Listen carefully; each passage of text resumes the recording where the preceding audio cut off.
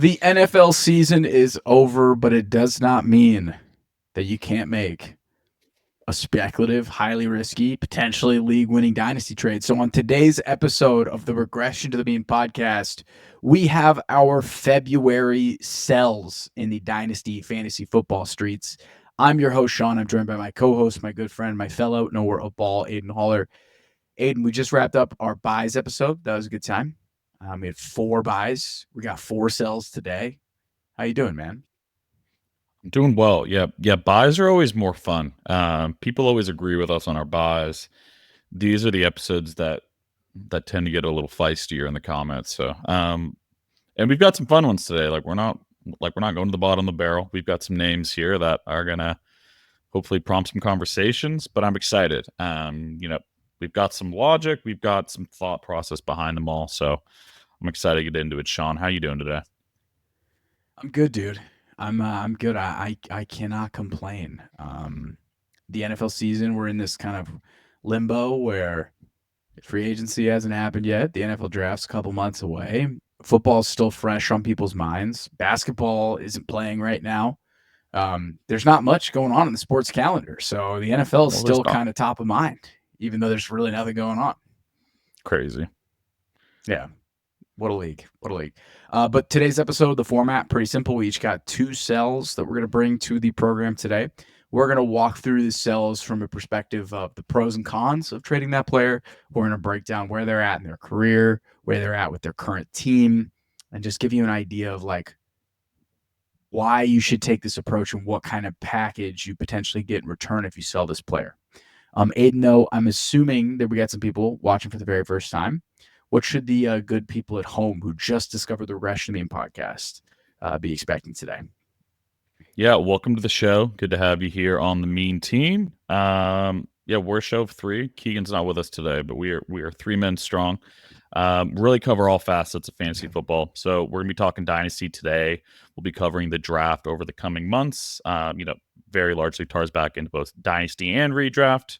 As we get into the summer, we'll be talking best ball quite a bit for all you sickos out there, and then redraft as well. So throughout the actual NFL season, mostly redraft, but covering Dyno as well throughout the year. So hopefully covering really every pocket of fantasy football for you and keeping you guys informed. So we keep it pretty light. We've got some data, we've got some, nuggets here and there, but we like to have fun and just have a good time here on the show. So let us know what you think. Whether it's in the comments, likes, you want to subscribe and follow along with us during these dog days of the summer, whatever it is, good to have you on board. And we got 4 sells for you today. And we are going to start things off here with one of my all-time favorite football players. As an individual, the jury's still out, but football player, one of my all-time favorites. On the field. And that is none other than Tyreek Hill. Tyreek Hill, 30 years old, going to be 31 in March. He's entering his 10th year in the NFL. He's currently the wide receiver 38 on keep trade cut. And man, I think the angle for selling Tyreek is sell the news. He quit on his team in the final week of the year. I didn't understand how bad it was, but he straight up was done. He tapped out. He went full Anthony Richardson. Didn't get suspended. After he taps out, though, he then tells reporters in the media, hey, I'm out. Trade me. And then they do a bit of an about face. He just says, hey, it was emotional. I want to be a Dolphin, etc. Is that because he actually wants to be a Dolphin? Or is that because they're trying to recoup his trade value and make him tradable? I don't know. But regardless, there's some positive news on Tyreek Hill at the moment. And I think you should probably sell the news. Even though I love Tyreek, I love the cheetah. His price could crater. It could crater. Yeah. I'm afraid. So I guys that you could get for Tyreek Hill, Ricky Pearsall, Josh Downs, Jerry Jeudy, a late second. That's kind of his value that he's going at right now. And I think the reward of trading Tyreek Hill in February, you're getting off an aging wide receiver who has showed major signs of decline. But the risk is pretty clear. Maybe last year was just an aberration due to his injuries and the Dolphins' offensive line woes. Or maybe he gets traded to the Chargers. He's with Justin Herbert, right? There's some risks here that you have to account for with Tyreek Hill. Yeah. But why I think really getting off of him, man, the decline was real, dude. like, and what we've learned is that the wide receiver age cliff, it can happen really quickly. Like the guy could be like the best wide receiver in the NFL, and then a year later, it's just over. Like look at Julio Jones. It's pretty nuts, right? Some guys have just completely fallen off that cliff, and he had a big decline year over year in yards per route run, target percentage, team receiving yards percentage, targets per route run. Like the guy essentially transitioned from the best wide receiver in fantasy to a fringe wide receiver too. And like I think some of this can be explained by Tua's concussions, Tyreek's injury that he got at the beginning of the year, the Dolphins' offensive line, etc. But like the decline this steep as he heads into his 10th NFL season, dude, it's hard to ignore. It's really hard to ignore. If this was like year 7, whatever, write it off. But this is 10 years in the NFL. That's a long time, man. It's a lot of toll on the body, especially when you play the game like Tyreek Hill does as just a speed freak who's undersized. So like I think overall selling him now at least locks you into a younger asset with upside. And if he craters due to maybe say more off-field issues, frustration with the Dolphins, age-related decline, to his issues, etc., there's a laundry list of potential issues. It'd be really hard to lock in a value. You'd be like, man, I would die for Josh Downs if that were the case. Like, I'd love some Josh Downs in my life. So like, I don't know, man. But there are some huge risks to trading him though. Like he could bounce back and produce a top 15 type season in Miami. It's also likely that a wide receiver needy team trades for him. But again, I called it out. But imagine Cheeto with Justin Herbert. Be pretty sweet. Or CJ Stroud, right? Be pretty epic. So regardless of the outcomes, like if he gets traded, his price is going to skyrocket, right? You're going to be getting back more into like that DK Metcalf range if he gets traded to a great destination. So like, I think overall this one's tough. You've got a Hall of Fame player on the wrong side of 30, but he's 2 years removed from a 4 yards per route run season, which is like the gold standard. So like, I mean, I don't know, man. He could be back to his top 12 status in Miami. He could get traded and see his value explode, or he could go off the rocker and go full AB. Like he could be Antonio Brown for all we know. So I don't know. With those range of outcomes, it may just make the most sense to lock the value in now before it's too late. Like, I don't know. Yeah. What do you think, Aidan? The range of outcomes is so wide. Like age is absolutely a factor here, especially when you look at like why he's so good. It's like that explosiveness, him being able to just like, dust people on, every facet of the field. That's absolutely there. And then like my biggest thing is Tua. Like that offense was so unbelievably bad when Tua got hurt. Oh. It's like if like being a Dolphins skill position bag holder last year was miserable, absolutely miserable. Even with Achane and his like, like PPR stardom, that like got you through the year. It was like, it was so hard to watch that team on national television. So it's, and then like, sure, maybe he gets traded. Like that's in the range of outcomes. I think, definitely if the Dolphins start off the year rocky, but it just feels like there's too much stink. It's like, it feels like we're going back and forth. We got a red flag, a green flag, 2 more red flags. You kind of got a green flag. It's like, it just feels like now is probably the time to do it. And like maybe you get burned a little and Tyreek has like one more good year, but like there's no way this guy's dusting people into his late 30s. That doesn't feel likely. And he's feels like a bit of a head case too. Like you mentioned, it's like he's kind of, demanding, I want in, I'm quitting mid game. There's just a lot of bad vibes around him. So this is someone I would get rid of.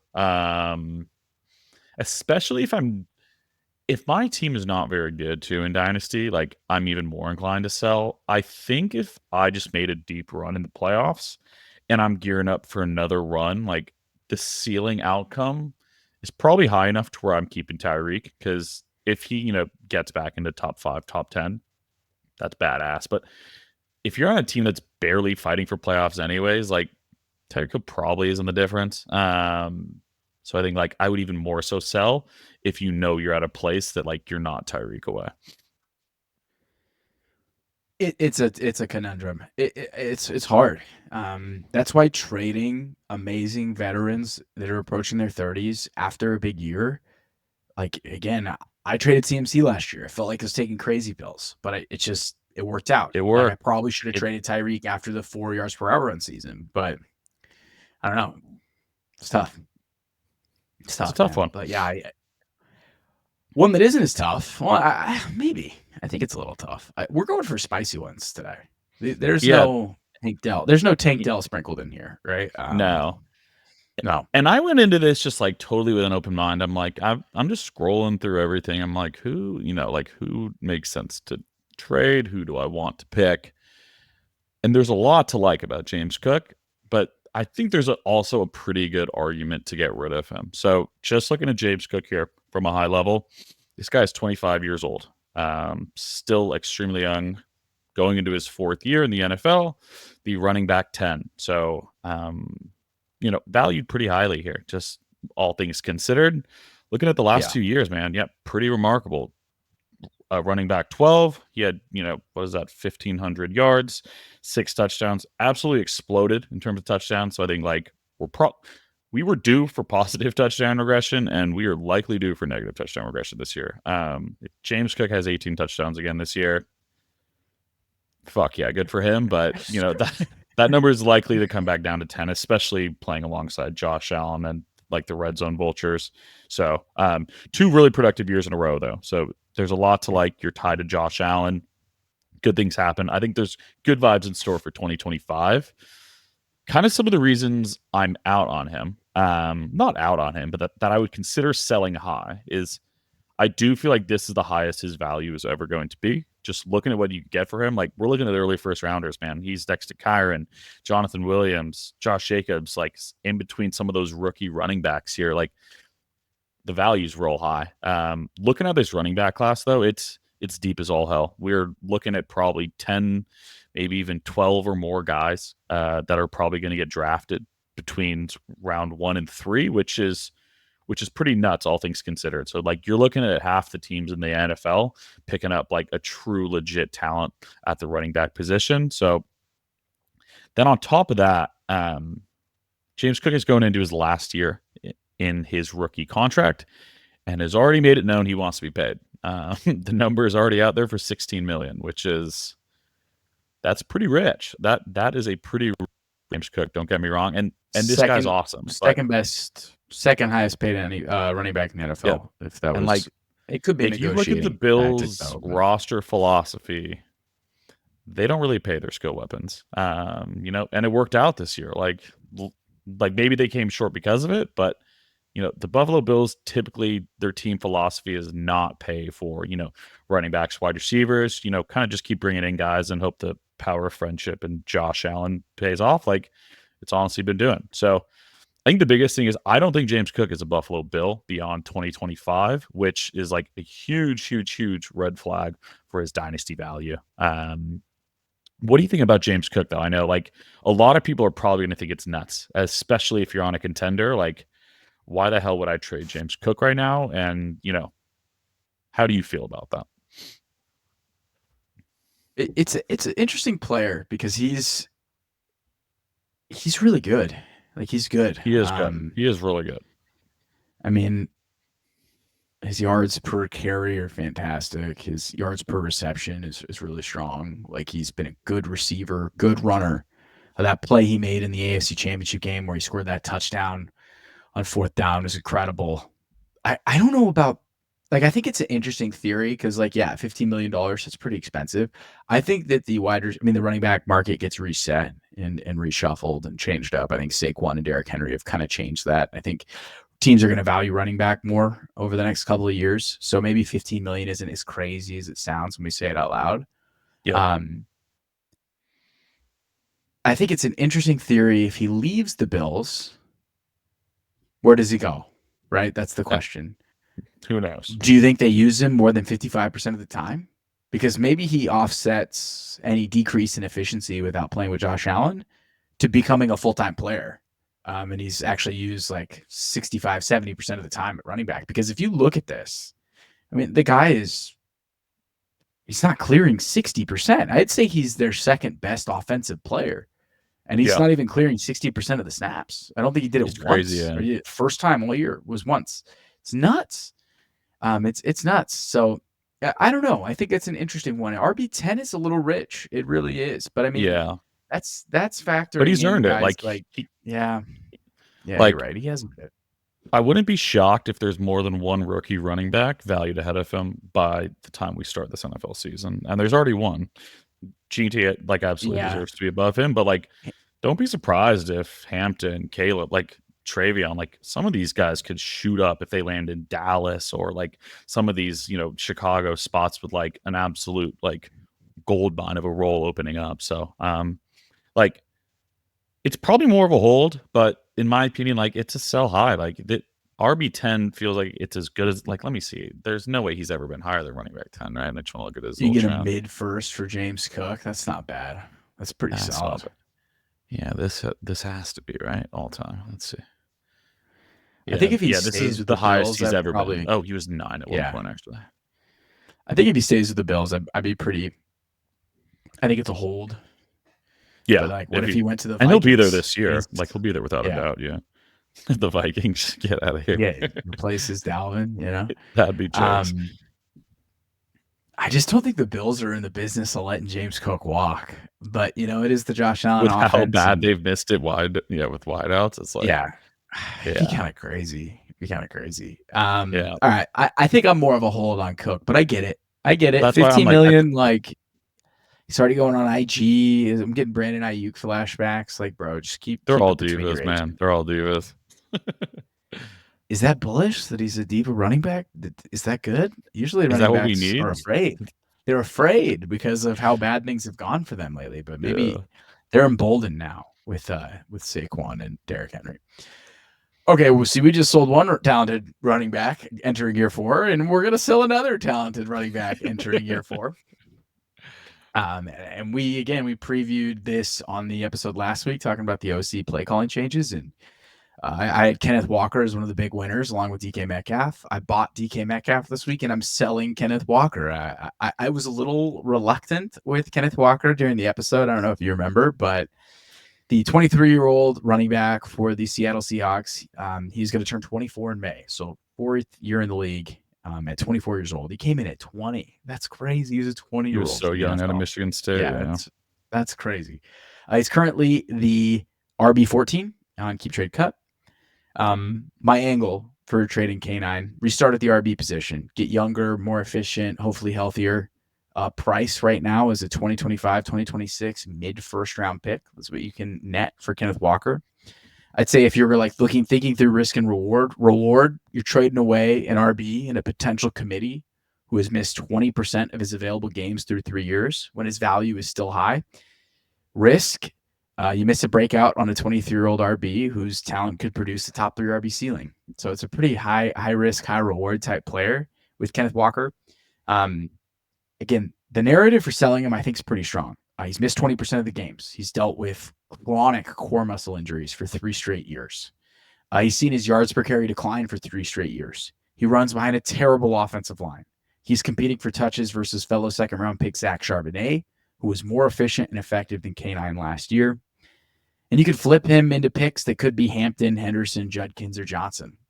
Shit, man. You get Tyler Warren. Like, there are guys in this draft that are pretty good that you can get in the middle of the first round. But I don't know, dude. K9 on paper, he's a fit. He's a fit in Kubiak's rushing attack. The O-line and the blocking, it could improve with scheme. K9 stays healthy for next season. He blows up, has a monster year. Then you can just flip him. It's like, all right, he had his healthy year. I took advantage of it. Thank you. Flip him. Charbonnet, he struggles in zone. And maybe all of a sudden he's the clear backup because he can't run in Kubiak's scheme. And say there's the entire Seahawks offense rebounds. And it's like a lifting tide it's a rising tide that lifts all boats situation. So I don't know, man. Kenneth Walker's a pretty high variance player who still has strong value. You could roll the dice or you could start over without risking all that much, though, is my point. I think you could start over at running back and you don't even risk that much, in my opinion. So I don't know, man. I feel like it's a pretty easy choice. Like Kubiak gives you a good sell window for Kenneth Walker, and I'd probably take it. I'd probably trade him. But I don't know. You're a K9 guy. What are your thoughts? Yeah, this one's hard for me. I'm a bag holder.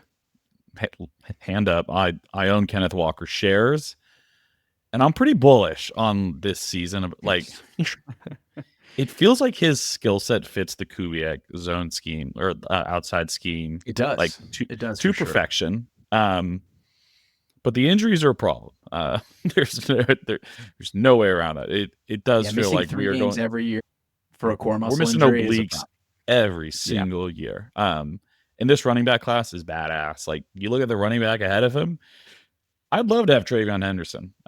If I had to choose between TreVeyon Henderson and Kenneth Walker, like, just straight up right now, I'm probably picking TreVeyon Henderson. Like, sure, I probably got to wait There it until I is. know what team he's on, but TreVeyon Henderson looked fucking awesome. And, like, a lot of these rookies that are going to get drafted this year that are around him and keep trade cut are going to be pretty similar draft capital to what Kenneth Walker was. He was round 2, pick 9.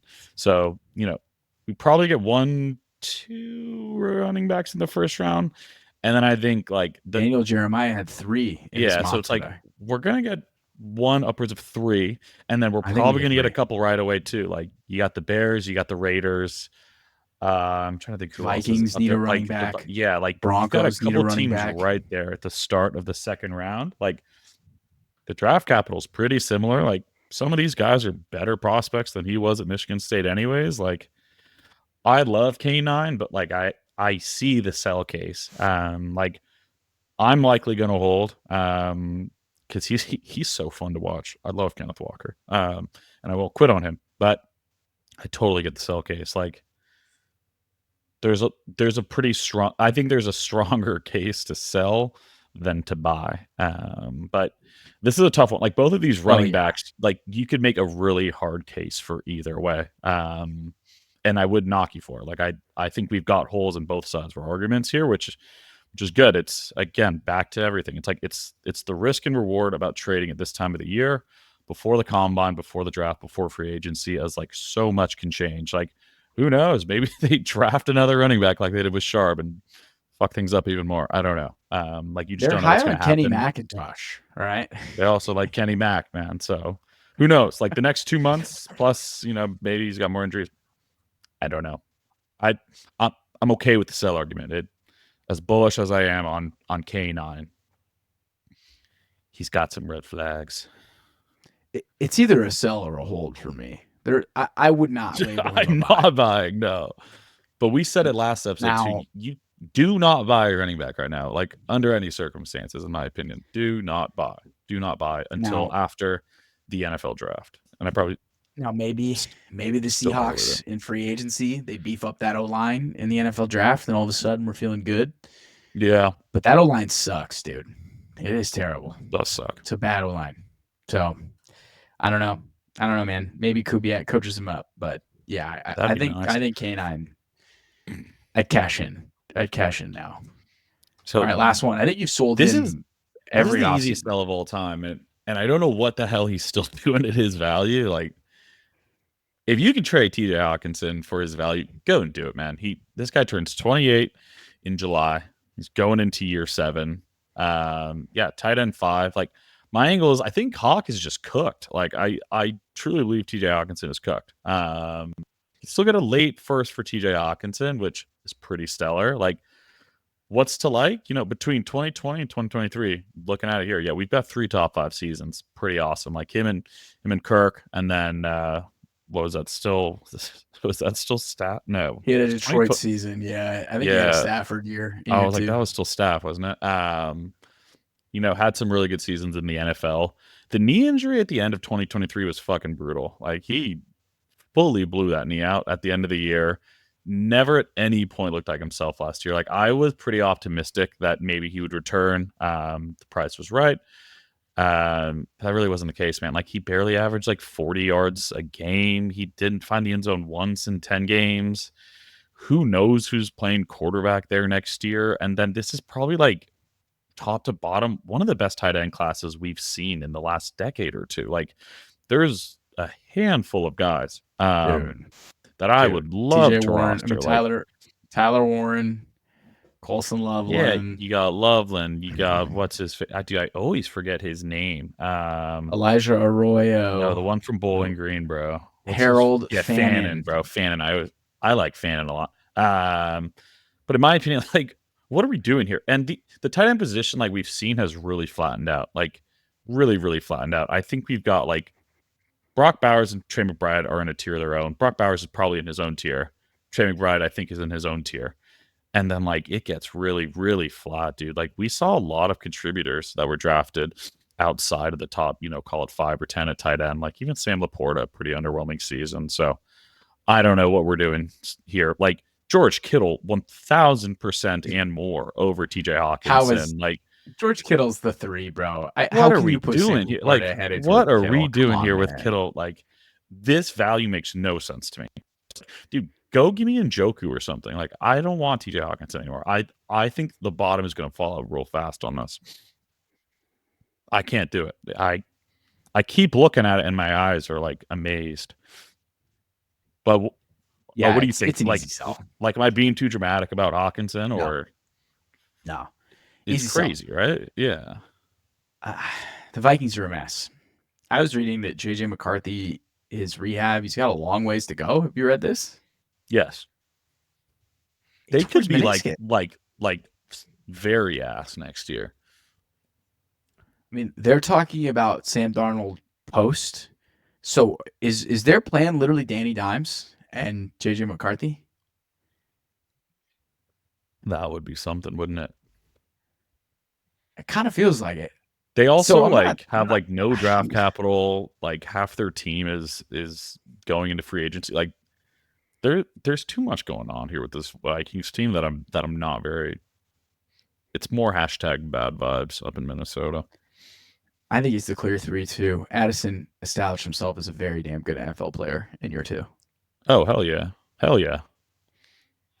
So Yeah, he's for sure the 3 there, and like that's crazy to like 2 years ago. I'd be like, yeah, right, Jay, but he's earned I it would trade TJ Hockenson and a second for George Kittle, like literally in a heartbeat. Like, literally a heartbeat. Or Yeah, a third. yeah, yeah, yeah, yeah. I mean, I would do the deal straight up. One is way better, like I way want better. nothing to do with TJ Hockenson on my dynasty roster. Like I would be pretty aggressively shopping him. Especially if JJ plays. Tight end. I mean, QBs don't historically. I forgot the numbers. I've read these though. Is like rookie QBs don't pound targets to tight ends. Man, they don't throw it to No, them like yeah, it's more nonstop. the veterans. Yeah. So yeah, man, I'm out on Hawk. He's Yeah, no, he's thank you. like a best ball guy for me, but I don't want him on my dynasty team. I don't think I take him on my fantasy teams in redraft either. So No, tight end 5. Tyler dude, it's Warren, bro. so Oh my rich. That is goodness. so freaking rich. Tight end premium. I don't know. He gets a ton of targets. He has 62 targets in 10 games is pretty solid, honestly. But didn't score any touchdowns, which is brutal. That's pretty bad on 60 targets for a tight end too. That like like you got to make your money there. Yeah, he's. I think the calculus changes in tight end premium because he gets a lot of run. He gets a lot of targets, but I don't know. I still think he's overvalued where he's at. For sure. Yep. I agree. The tight end position has gotten so much better. What feels like over the last call it year plus all these like incoming talent here. I'm good, bro. Yeah, we got an infusion of talent. All right, so we're out on Tyreek Hill, James Cook, Kenneth Walker, and TJ Hockensen. Feel good? I feel good about it. Yeah, let us know how crazy we are. Let us know maybe you agree with us. Let us know who else you're selling. But yeah, let it rip in the comments. We're always down to talk dynasty trade ideas. We'll let you know what we think, even if we don't know what we're talking about. But yeah, we're always happy to banter. All right, Aiden. Appreciate you hopping on and joining as always. Thank you, everybody, for tuning in. Until next time.